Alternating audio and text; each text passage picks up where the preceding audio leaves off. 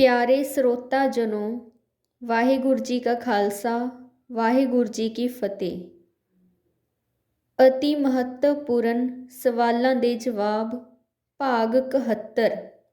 ਆਓ ਸੁਣਦੇ ਹਾਂ। ਸਵਾਲ: ਮੈਂ ਜਨਮ ਤੋਂ ਹੀ ਪੰਜਾਬ ਵਿੱਚ ਰਹਿ ਰਿਹਾ ਹਾਂ। ਜਦੋਂ ਮੈਂ 18-20 ਸਾਲ ਦਾ ਸੀ ਤਾਂ ਉਦੋਂ ਜ਼ਿਆਦਾਤਰ ਲੋਕ ਚੰਗੇ ਸੁਭਾਅ ਵਾਲੇ ਸਨ, ਕਿਸੇ ਦੀ ਮਦਦ ਕਰਕੇ ਖੁਸ਼ ਹੁੰਦੇ ਸਨ, ਰਹਿਮ ਦਿਲ ਸਨ। ਪਰ ਅੱਜ ਨਜ਼ਰ ਮਾਰਦਾ ਹਾਂ ਲੋਕਾਂ ਦੇ ਕਿਰਦਾਰ 'ਤੇ ਤਾਂ ਲੱਗਦਾ ਹੈ ਲੋਕੀ ਜ਼ਿਆਦਾਤਰ ਹੁਣ ਬੇਰਹਿਮ ਜਾਂ ਨਿਰਦਈ ਬਣ ਗਏ ਹਨ। ਮੈਂ ਇਸ ਦਾ ਕਾਰਨ ਇਹ ਸਮਝਦਾ ਹਾਂ। ਪੈਸੇ ਦੀ ਦੌੜ, ਧਾਰਮਿਕਤਾ ਦੀ ਕਮੀ ਅਤੇ ਸਿਆਸੀ ਪ੍ਰਭਾਵ ਵੀ ਤੀਜਾ ਕਾਰਨ ਹੈ। ਆਪ ਜੀ ਦੱਸੋ ਕਿ ਮੈਂ ਠੀਕ ਹਾਂ ਜਾਂ ਤੁਹਾਡੇ ਕੋਲ ਕੁਝ ਹੋਰ ਵਿਚਾਰ ਵੀ ਹਨ? ਜਵਾਬ: ਸ਼੍ਰੀਮਾਨ ਜੀ, ਤੁਹਾਡੇ ਵਿਚਾਰ ਸਹੀ ਹਨ। ਤੁਸੀਂ ਕਾਫੀ ਜ਼ਿੰਦਗੀ ਦੇਖ ਚੁੱਕੇ ਹੋ ਤੇ ਦੇਖ ਰਹੇ ਹੋ। ਇਹ ਪ੍ਰਵਿਰਤੀਆਂ ਸਭ ਕਿਸਮ ਦੇ ਲੋਕਾਂ ਵਿੱਚ ਬਹੁਤਾਤ ਵਿੱਚ ਹਨ, ਚਾਹੇ ਉਹ ਕਿਸਾਨ ਹੈ, ਚਾਹੇ ਦੁਕਾਨਦਾਰ ਹੈ, ਚਾਹੇ ਨੌਕਰੀ ਪੇਸ਼ਾ ਹੈ। ਪੈਸੇ ਦੀ ਫੂੰ-ਫਾਂ ਪ੍ਰਮੁੱਖ ਕਾਰਨ ਹੈ। ਅੱਜ ਦੇ ਨੌਜਵਾਨਾਂ ਵਿੱਚ ਇਹ ਦੌੜ ਲੱਗੀ ਹੋਈ ਹੈ ਕਿ ਜਲਦੀ ਤੋਂ ਜਲਦੀ ਅਸੀਂ ਅਮੀਰ ਬਣ ਜਾਈਏ ਤੇ ਐਸ਼ ਕਰੀਏ। ਸੁਚੱਜੀ ਭਾਵ ਐਥੀਕਲ ਜ਼ਿੰਦਗੀ ਜਿਉਣ ਵੱਲ ਬਹੁਤ ਘੱਟ ਰੁਝਾਨ ਹੈ, ਕਿਉਂਕਿ ਨੌਜਵਾਨ ਵੀ ਚਾਹੁੰਦਾ ਹੈ ਕਿ ਜਲਦੀ ਹੀ ਮੇਰੇ ਕੋਲ ਸਭ ਕੁਝ ਆ ਜਾਵੇ, ਨੌਕਰੀ ਜਾਂ ਦੂਸਰੇ ਤਰੀਕਿਆਂ ਦੁਆਰਾ, ਭਾਵ ਖੇਤੀ ਜਾਂ ਬਿਜ਼ਨਸ। ਮੈਂ ਵੀ ਚੰਗੀ ਵੱਡੀ ਕਾਰ ਰੱਖਾਂ ਤੇ ਚੰਗਾ ਘਰ ਬਣਾ ਲਵਾਂ, ਸ਼ਾਨ ਸ਼ੌਕਤ ਨਾਲ ਰਹਾਂ। ਹੁਣ ਮੋਟੇ ਦਹੇਜ ਲੈਣ ਦਾ ਲਾਲਚ ਵੀ ਵੱਧ ਗਿਆ ਹੈ ਤੇ ਵਿਆਹ ਸ਼ਾਦੀਆਂ 'ਤੇ ਭਾਰੀ ਭਰਕਮ ਖਰਚ ਕਰਨ ਦਾ ਰੁਝਾਨ ਵੀ ਬਣ ਗਿਆ ਹੈ। ਧਾਰਮਿਕ ਲੀਡਰਾਂ ਦੇ ਵਿੱਚ ਵੀ ਸਭ ਕੁਝ ਇਸ ਤਰ੍ਹਾਂ ਹੀ ਹੋ ਰਿਹਾ ਹੈ। ਧਰਮੀ ਹੋਣ ਦਾ ਮਕਸਦ ਸੱਚੀ ਸੁੱਚੀ ਜ਼ਿੰਦਗੀ ਜਿਉਣੀ, ਕਿਸੇ ਦਾ ਹੱਕ ਨਹੀਂ ਮਾਰਨਾ, ਆਪਣੀ ਮਿਹਨਤ ਨਾਲ ਸੱਚੀ ਕਮਾਈ ਕਰਨੀ ਅਤੇ ਉਸ ਵਿੱਚੋਂ ਆਪਣਾ ਦਸਵੰਧ ਜਾਂ ਕੁਝ ਹਿੱਸਾ ਜ਼ਰੂਰ ਮਨੁੱਖਤਾ ਦੀ ਸੇਵਾ ਵਿੱਚ ਲਾਉਣਾ, ਸੱਚੇ ਪ੍ਰਭੂ ਦੀ ਪਹਿਚਾਣ ਕਰਨੀ, ਉਸ ਦੇ ਗੁਣਾਂ ਦਾ ਗਾਇਨ ਕਰਨਾ, ਅਮਲ ਕਰਨਾ, ਆਪਣੀ ਜ਼ਿੰਦਗੀ ਵਿੱਚ ਢਾਲਣਾ। ਇਸ ਤੋਂ ਵੀ ਅਸੀਂ ਦਿਨ ਬ ਦਿਨ ਖੁੰਝਦੇ ਜਾ ਰਹੇ ਹਾਂ, ਕਾਫੀ ਸਾਰਾ ਨੁਕਸਾਨ ਕਰ ਬੈਠੇ ਹਾਂ। ਧਾਰਮਿਕਤਾ ਵੀ ਹਾਸ਼ੀਏ 'ਤੇ ਪਹੁੰਚ ਗਈ ਹੈ, ਕਿਉਂਕਿ ਅੱਜ ਦੇ ਸਮੇਂ ਇੰਜ ਲੱਗਦਾ ਹੈ ਕਿ ਧਾਰਮਿਕਤਾ ਰਹਿ ਹੀ ਨਹੀਂ ਗਈ। ਨੌਜਵਾਨ ਪੀੜ੍ਹੀ ਨੂੰ ਵੀ ਨਾ ਦੇ ਬਰਾਬਰ ਧਾਰਮਿਕਤਾ ਦਾ ਪਤਾ ਹੈ। ਉਹ ਉਚੇਰੀ ਵਿੱਦਿਆ ਪੜ੍ਹਨ ਵਿੱਚ ਹੀ ਲੱਗੇ ਹੋਏ ਹਨ। ਧਾਰਮਿਕਤਾ ਦਾ ਗਿਆਨ ਲੈਣ ਵਾਸਤੇ ਉਹਨਾਂ ਨੂੰ ਚੰਗੀਆਂ, ਧਾਰਮਿਕ ਜਾਂ ਵੱਡੇ ਮਹਾਂਪੁਰਸ਼ਾਂ ਦੀਆਂ ਜੀਵਨੀਆਂ ਪੜ੍ਹਨ ਦੀ ਲੋੜ ਹੁੰਦੀ ਹੈ, ਪਰ ਉਹ ਇਸ ਦੇ ਉਲਟ ਜਾ ਰਹੇ ਹਨ।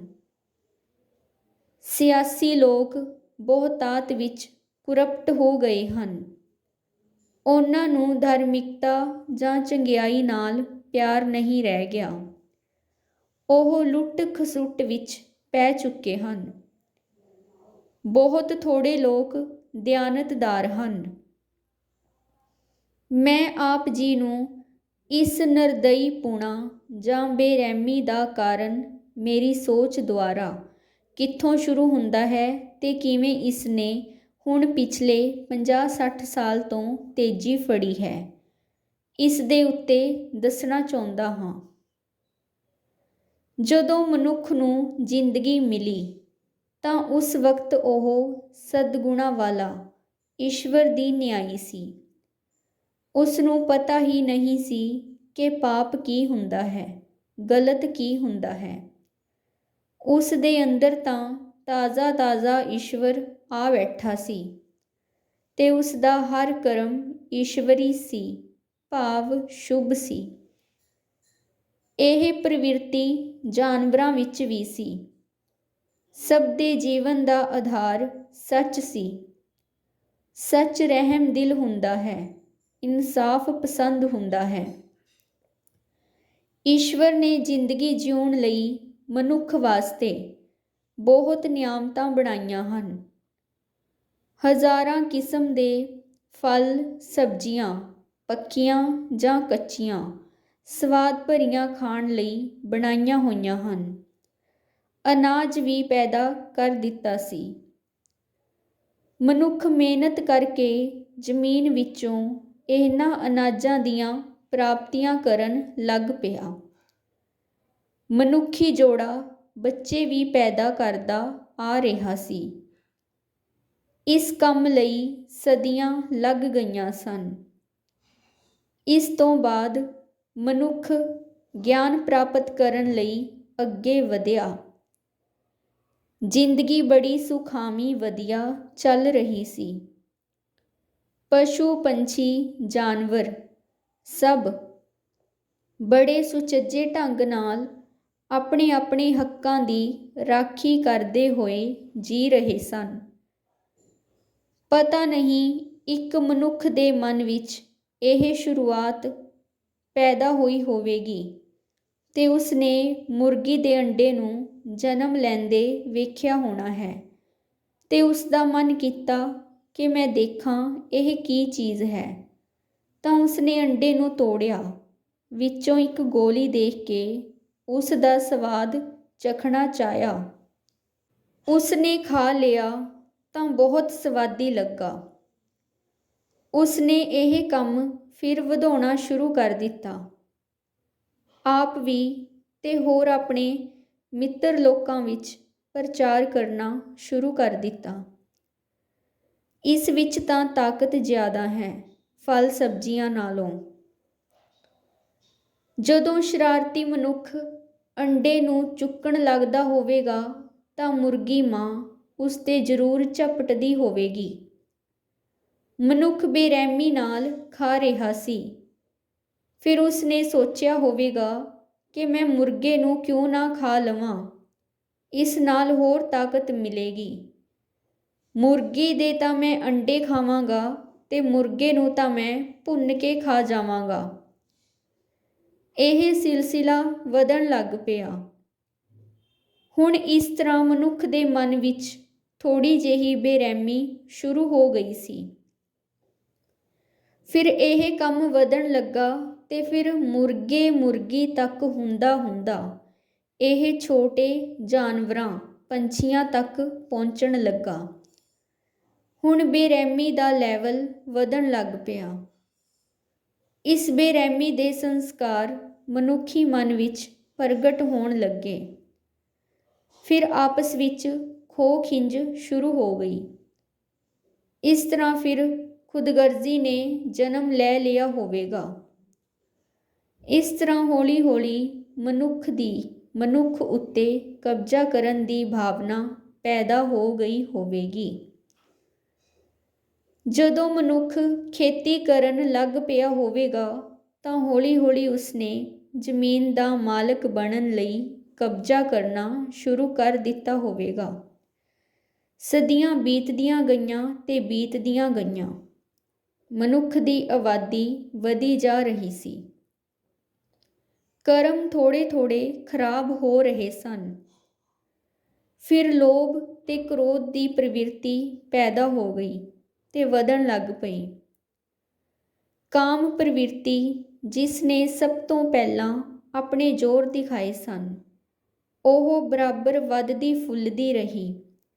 ਇਸੇ ਨਾਲ ਹੀ ਮਨੁੱਖ ਦੀ ਆਬਾਦੀ ਵਧੀ ਜਾ ਰਹੀ ਸੀ। ਉਸ ਵੇਲੇ ਤੱਕ ਮਨੁੱਖ ਨੂੰ ਹੋਰ ਕੋਈ ਕੰਮ ਨਹੀਂ ਸੀ। ਇਸ ਮਹਾਨ ਪ੍ਰਵਿਰਤੀ ਦੀ ਪੂਰਨਤਾ ਤੇ ਆਪਣੇ ਢਿੱਡ ਭਰਨ ਦੀ ਬਸ ਇਹ ਦੋ ਕੰਮ ਹੀ ਰਹਿ ਗਏ ਸਨ। ਜਦੋਂ ਗਿਆਨ ਪੈਦਾ ਹੋਣ ਲੱਗਾ ਤਾਂ ਹਾਲਾਤਾਂ ਦੇ ਅਨੁਸਾਰ ਲੋਕਾਂ ਵਿੱਚ ਸੋਚ ਦੀ ਉਤਪਤੀ ਹੋਈ ਤੇ ਗਿਆਨ ਵਧਣ ਲੱਗਾ ਤਾਂ ਚੰਗੇ ਮਾੜੇ ਦੀ ਪਹਿਚਾਣ ਖੂਬ ਹੋਣ ਲੱਗ ਪਈ। ਮਨੁੱਖ ਨੇ ਫਿਰ ਆਪਣਾ ਨੰਗੇਜ ਢਕਣਾ ਸ਼ੁਰੂ ਕਰ ਲਿਆ ਹੋਵੇਗਾ। ਗਿਆਨ ਦੇ ਕਾਰਨ ਹੀ ਹੌਲੀ ਹੌਲੀ ਗਿਆਨ ਤੇ ਭਾਸ਼ਾ ਦਾ ਵਿਸਥਾਰ ਹੁੰਦਾ ਗਿਆ, ਇੱਕ ਦੇਸ਼ ਤੋਂ ਦੂਸਰੇ ਦੇਸ਼ ਤੱਕ। ਚੰਗੇ ਕੰਮ ਤੇ ਕੁਝ ਮਾੜੇ ਕੰਮ ਵੀ ਹੋ ਰਹੇ ਸਨ। ਉਹਨਾਂ ਕਰਕੇ ਝਗੜੇ ਵੀ ਸ਼ੁਰੂ ਹੋ ਗਏ।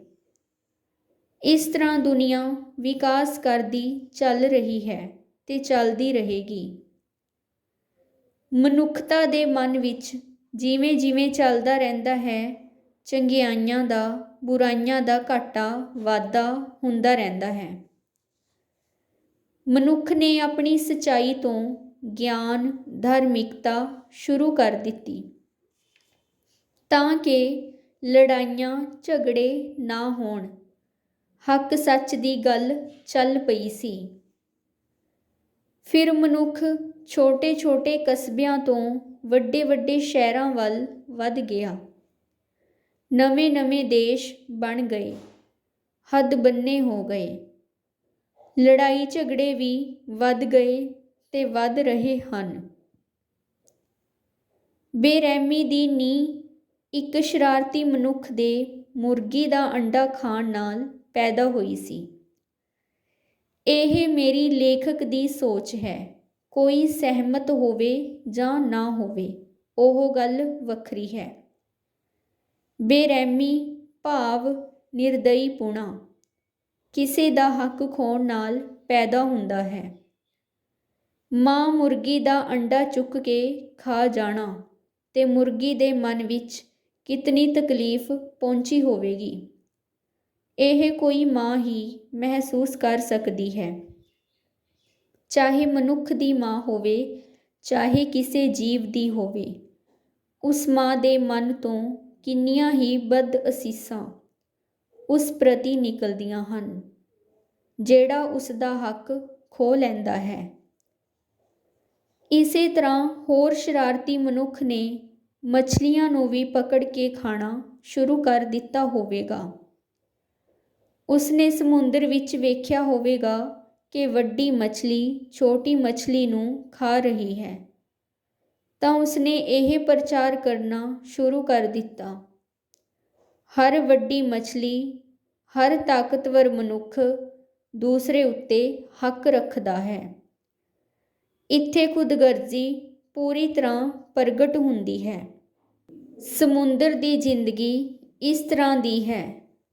ਵੱਡੀ ਮਛਲੀ ਛੋਟੀ ਨੂੰ ਖਾਂਦੀ ਹੈ ਤੇ ਉਹ ਛੋਟੀ ਮਛਲੀ ਆਪਣੇ ਤੋਂ ਛੋਟੀ ਨੂੰ ਖਾਂਦੀ ਹੈ। ਆਪਣੇ ਆਪ ਮੱਛੀਆਂ ਦੂਜੀ ਮੱਛੀ ਦੀ ਲੋੜ ਪੂਰੀਆਂ ਕਰ ਦਿੰਦੀਆਂ ਹਨ। ਉਹਨਾਂ ਨੇ ਕੋਈ ਖੇਤੀ ਨਹੀਂ ਕਰਨੀ ਹੁੰਦੀ, ਕੋਈ ਦੁਕਾਨਦਾਰੀ ਨਹੀਂ ਕਰਨੀ ਹੁੰਦੀ। ਉਹਨਾਂ ਦੇ ਹੱਥ ਨਹੀਂ ਹਨ, ਪੈਰ ਨਹੀਂ ਹਨ। ਇੱਕ ਦੂਸਰੇ ਦਾ ਆਹਾਰ ਬਣਨਾ ਇਹ ਉਹਨਾਂ ਦੀ ਫਿਤਰਤ ਵਿੱਚ ਹੈ। ਇਹ ਕਹਾਵਤ ਬਣਾ ਕੇ ਕਿ ਵੱਡਾ ਡਾਢਾ ਮਨੁੱਖ ਨਿਮਰਤਾ ਵਾਲੇ ਮਨੁੱਖ ਉੱਤੇ ਜ਼ੁਲਮ ਕਰ ਲੈਂਦਾ ਹੈ, ਇਹ ਬਹੁਤ ਵੱਡੀ ਬੇਰਹਿਮੀ ਹੈ, ਅਣਮਨੁੱਖੀ ਕੰਮ ਹੈ। ਈਸ਼ਵਰ ਨੇ ਮਨੁੱਖ ਨੂੰ ਕੋਈ ਅਧਿਕਾਰ ਨਹੀਂ ਦਿੱਤਾ ਕਿ ਦੂਸਰੇ ਦਾ ਹੱਕ ਖੋਵੇ। ਸਭ ਕੁਝ ਮਨੁੱਖ ਨੂੰ ਦਿੱਤਾ ਹੈ। ਹੱਥ ਪੈਰ, ਫੀਲਿੰਗਸ, ਸਭ ਕੁਝ ਕਰੋ, ਖਾਓ, ਆਨੰਦ ਦੀ ਜ਼ਿੰਦਗੀ ਮਾਣੋ। ਪਰਾਇਆ ਹੱਕ ਖਾਣ ਨਾਲ ਹੀ ਸਭ ਤਕਲੀਫਾਂ ਸ਼ੁਰੂ ਹੁੰਦੀਆਂ ਹਨ। ਥੋੜ੍ਹੇ ਸਾਲ ਪਹਿਲੇ ਮੇਰੇ ਫਲੈਟ ਦੀ ਬਾਲਕੋਨੀ ਵਿੱਚ ਇੱਕ ਵੱਡਾ ਗਮਲਾ ਪਿਆ ਸੀ, ਜਿਹੜਾ ਸੁੱਕ ਗਿਆ ਸੀ। ਗਰਮੀਆਂ ਦੇ ਦਿਨ ਸਨ। ਇੱਕ ਮੁਰਗੀ ਨੇ ਉੱਥੇ ਆਪਣੇ ਅੰਡੇ ਦੇਣੇ ਸ਼ੁਰੂ ਕੀਤੇ। 4 ਅੰਡੇ ਉਹਨਾਂ ਉੱਤੇ ਆ ਕੇ ਬੈਠਦੀ ਸੀ। ਇੱਕ ਦਿਨ ਕੋਈ ਹੋਰ ਪੰਛੀ ਰਾਤ ਪੈ ਗਈ ਸੀ। ਉਸ ਨੇ ਅੰਡਿਆਂ 'ਤੇ ਹਮਲਾ ਕਰ ਦਿੱਤਾ ਤਾਂ ਮੁਰਗੀ ਨੇ ਬੜਾ ਹੀ ਚੀਕ ਚਿਹਾੜਾ ਪਾਇਆ, ਪਰ ਉਹ ਅੰਡਿਆਂ ਨੂੰ ਬਚਾ ਨਾ ਸਕੀ ਤੇ ਬੜੀ ਦੇਰ 15-20 ਮਿੰਟ ਰੋਂਦੀ ਰਹੀ। ਇਸ ਤਰ੍ਹਾਂ ਹੀ ਚਲਾਕ, ਚਤੁਰ, ਧੋਖਾਧੜੀ ਕਰਨ ਵਾਲਾ ਮਨੁੱਖ ਦੂਸਰੇ ਮਨੁੱਖ ਨਾਲ ਝੂਠ ਬੋਲ ਕੇ ਇਹ ਸਾਰੇ ਕੰਮ ਕਰਦਾ ਹੈ ਤਾਂ ਉਹ ਗਰੀਬ ਮਾਰ ਕਰ ਰਿਹਾ ਹੁੰਦਾ ਹੈ, ਤਾਂ ਗਰੀਬ ਮਾਸੂਮ ਮਾਰ ਖਾਣ ਵਾਲਾ, ਠੱਗਿਆ ਜਾਣ ਵਾਲਾ ਉਸ ਨੂੰ ਬਦਦੁਆਵਾਂ ਦਿੰਦਾ ਹੈ ਦੁਖੀ ਹਿਰਦੇ ਨਾਲ। ਉਹ ਡਾਢੇ ਮਨੁੱਖ ਪ੍ਰਤੀ ਨਫ਼ਰਤ ਕਰਦਾ ਹੈ। ਇੱਕ ਬੁਰਾਈ ਤੋਂ ਦੂਜੀ ਬੁਰਾਈ ਜਨਮ ਲੈਂਦੀ ਹੈ। ਹੇ ਮਨੁੱਖੋ, ਅਸੀਂ ਬੰਦੇ ਬਣਨਾ ਹੈ, ਪਾਪੀ, ਅਭਿਮਾਨੀ, ਨਿਰਦਈ ਨਹੀਂ ਬਣਨਾ। ਸਾਡੀ ਫਿਤਰਤ ਇਸ ਤਰ੍ਹਾਂ ਦੀ ਨਹੀਂ ਹੋਣੀ ਚਾਹੀਦੀ। ਈਸ਼ਵਰ ਨੇ ਨਹੀਂ ਬਣਾਈ ਸੀ। ਈਸ਼ਵਰ ਨੇ ਸਾਡੇ ਅੰਦਰ ਸਾਡੀਆਂ ਲੋੜਾਂ ਤੇ ਜ਼ਿੰਦਗੀ ਨੂੰ ਚਲਾਉਣ ਵਾਲੇ ਕਾਮ, ਕ੍ਰੋਧ, ਲੋਭ, ਮੋਹ, ਹੰਕਾਰ ਗੁਣਾਂ ਦੇ ਰੂਪ ਵਿੱਚ ਪਾਏ ਹਨ ਤੇ ਇਹਨਾਂ ਨੂੰ ਗੁਣ ਬਣਾ ਕੇ ਹੀ ਰੱਖਣਾ ਸੀ। ਸਾਡੇ ਅੰਦਰ ਆਪਣਾ ਪਵਿੱਤਰ ਅੰਗ ਸੱਚ, ਸਦਗੁਣਾਂ ਵਾਲਾ ਬਣਾਇਆ ਸੀ। ਸਦਗੁਣ ਸਾਡੇ ਵਿੱਚ ਪਾਏ ਸੀ, ਮਗਰ ਅਸੀਂ ਮਨੁੱਖਾਂ ਨੇ ਸਦਗੁਣਾਂ ਦੀ ਬਜਾਏ ਇੱਕ ਦੂਸਰੇ 'ਤੇ ਕਬਜ਼ਾ ਕਰਨ ਵਾਲਾ ਬੇਰਹਿਮ ਸੁਭਾਅ ਬਣਾ ਲਿਆ ਹੈ। ਗੁਰੂ ਜੀ ਕਹਿੰਦੇ ਹਨ, ਕਰ ਬੰਦੇ ਤੂੰ ਬੰਦਗੀ, ਜਿਚਰ ਘਟ ਮੈਂ ਸਾ। ਭਾਵ, ਹੇ ਮਨੁੱਖ, ਤੂੰ ਬੰਦਗੀ ਕਰ ਈਸ਼ਵਰ ਦੀ, ਜੋ ਸਦਗੁਣਾਂ ਦਾ ਮਾਲਕ ਹੈ। ਉਸ ਦੇ ਸੱਚੇ ਗੁਣਾਂ ਨੂੰ ਆਪਣੇ ਸਰੀਰ ਵਿੱਚ ਜਿੰਨੀ ਤੇਰੀ ਉਮਰ ਹੈ, ਉਸ ਈਸ਼ਵਰ ਦੇ ਗੁਣ ਧਾਰਨ ਕਰ, ਗਾਇਨ ਕਰ। ਫਿਰ ਦੇਖੀ ਤੇਰੀ ਜ਼ਿੰਦਗੀ ਕਿੰਨੀ ਸੋਹਣੀ ਸੁਹਾਵਣੀ ਬਣ ਜਾਵੇਗੀ। ਸੱਚੇ ਗੁਰੂ ਦਾ ਲੜ ਫੜੀਏ, ਉਹਨਾਂ ਦੀਆਂ ਸਿੱਖਿਆਵਾਂ 'ਤੇ ਅਮਲ ਕਰੀਏ ਤਾਂ ਅਸੀਂ ਤੁਰਦੇ ਫਿਰਦੇ ਪਵਿੱਤਰ ਗੁਣਾਂ ਵਾਲੇ ਬਣ ਜਾਵਾਂਗੇ। ਫਿਰ ਸਾਡੇ ਅੰਦਰੋਂ ਪਵਿੱਤਰਤਾ ਦੀ ਖੁਸ਼ਬੂ ਆਉਣ ਲੱਗ ਪਵੇਗੀ। ਫਿਰ ਮਨੁੱਖੀ ਜੀਵਨ ਸਾਨੂੰ ਪਿਆਰਾ, ਸੁਖਦਾਈ, ਆਨੰਦਮਈ ਲੱਗਣ ਲੱਗ ਪਵੇਗਾ। ਮੈਂ ਸਭ ਨਾਲ ਇੱਕ ਗੱਲ ਹੋਰ ਸਾਂਝੀ ਕਰਨਾ ਚਾਹੁੰਦਾ ਹਾਂ ਕਿ ਹੁਣ ਤੋਂ ਹੀ ਇੱਕ ਕੰਮ ਦੀ ਸ਼ੁਰੂਆਤ ਕਰੀਏ। ਸਭ ਨੂੰ, ਮਨੁੱਖਾਂ ਨੂੰ ਤੇ ਹੋਰ ਕੁਦਰਤ ਦੇ ਬਣਾਏ ਹੋਏ ਸਭ ਜੀਵਾਂ ਨੂੰ ਪਿਆਰ ਵੰਡਣਾ ਸ਼ੁਰੂ ਕਰ ਦਈਏ ਤਾਂ ਮੇਰਾ ਖਿਆਲ ਹੈ ਦੁਨੀਆ ਭਰ ਦੀਆਂ ਸਮੱਸਿਆਵਾਂ ਖਤਮ ਹੋ ਜਾਣਗੀਆਂ। ਸਿਰਫ ਤੇ ਸਿਰਫ ਮਿੱਠੇ ਬੋਲਾਂ ਦੀ ਲੋੜ ਹੈ, ਸੱਚੇ ਵਿਵਹਾਰ ਦੀ ਲੋੜ ਹੈ। ਵਿਚਾਰ ਦੇਵਿੰਦਰਜੀਤ ਸਿੰਘ।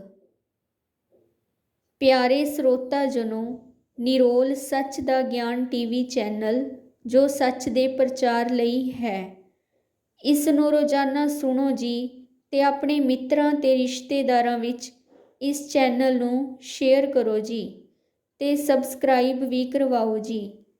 ਸੱਚ ਦਾ ਗਿਆਨ ਵੰਡਣਾ ਪਰ ਉਪਕਾਰ ਹੈ। ਵਾਹਿਗੁਰੂ ਜੀ ਕਾ ਖਾਲਸਾ, ਵਾਹਿਗੁਰੂ ਜੀ ਕੀ ਫਤਿਹ।